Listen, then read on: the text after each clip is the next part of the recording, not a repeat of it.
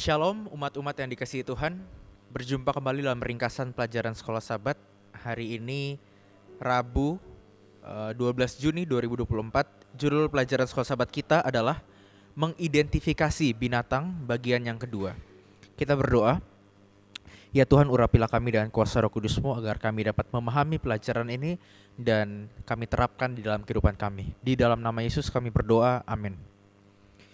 Bapak Ibu Saudara-saudara sekalian, apa binatang yang dimaksud dalam pelajaran kita? Berfokus pada Wahyu pasal yang ke-13 ayat yang ke-5. Kalau kita buka Alkitab kita, di sana dikatakan, kepada binatang itu diberikan mulut yang penuh kesombongan dan hujat. Kepadanya diberikan juga kuasa untuk melakukannya 42 bulan lamanya. Ya, jadi dalam Wahyu 13 ayat yang mula-mula ini, binatang yang dimaksud adalah binatang yang keluar dari dalam laut, yang mempunyai ciri-ciri diberikan mulut, dan mulut itu penuh dengan kesombongan dan hujat. Dan dia mempunyai kuasa untuk melakukan hujatan itu selama 42 bulan.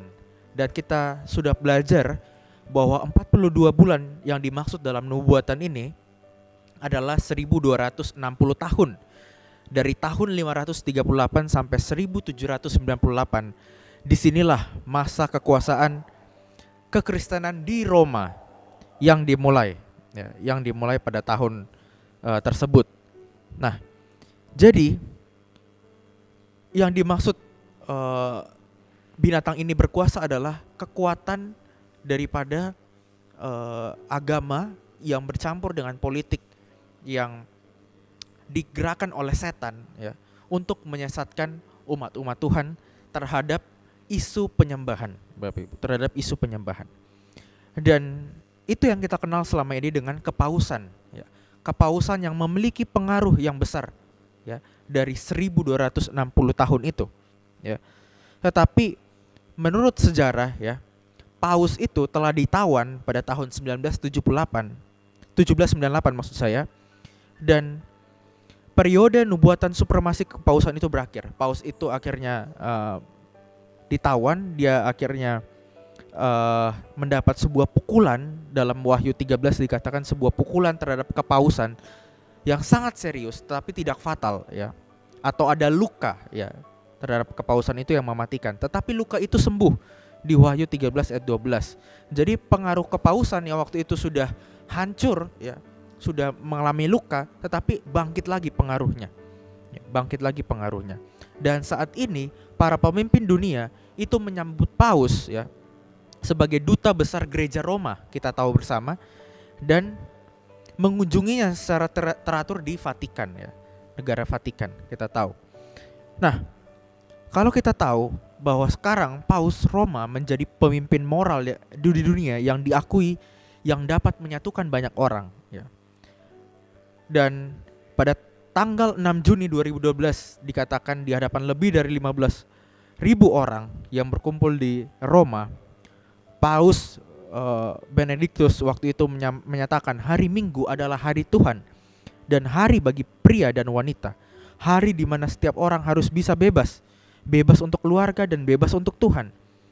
Dengan hal itu, dengan pernyataan tersebut, Paus di sini, ya, membela hari Minggu sebagai hari yang membebaskan bagi manusia. Ya, itu tercatat di website dari Vatikan tersendiri, dokumen Vatikan. Dan buku Kemenangan Akhir juga jelas mengungkapkan kemana arah gerakan ini suatu hari nanti, kemana arah gerakan dari Roma ini satu hari nanti, ya, bahwa dikatakan mereka yang menghormati hari Sabat, kitab suci akan dinyatakan sebagai musuh-musuh hukum dan ketertiban. Ya, karena apa? Karena hari Minggu yang dijunjung tinggi oleh kepausan ini. Hari Minggu yang dijunjung tinggi, bukan hari Sabat. Sehingga ketika kekuatan agama, ya, berkaitan dengan kekuatan politik, maka akan menjadikan sebuah perintah, ya, perintah bahwa hari itu harus dijunjung tinggi. Makanya Kemenangan Akhir Ellen White mencatat di akhir nanti hari Sabat itu akan, mereka yang memelihara hari Sabat akan dinyatakan sebagai musuh karena menolak perintah itu, ya. ya. Ini sangat sangat disayangkan sekali ya Bapak Ibu, ya. Jadi mereka akan dituduh tidak suka kepada pemerintah kalau memelihara bukan hari Minggu gitu, bukan hari Minggu. Nah, jadi bagaimana kita melihat sebuah hukum yang disalahpahamkan, ya. Sebuah hukum yang disalahpahamkan, ya. Ini adalah sebuah cara setan untuk apa?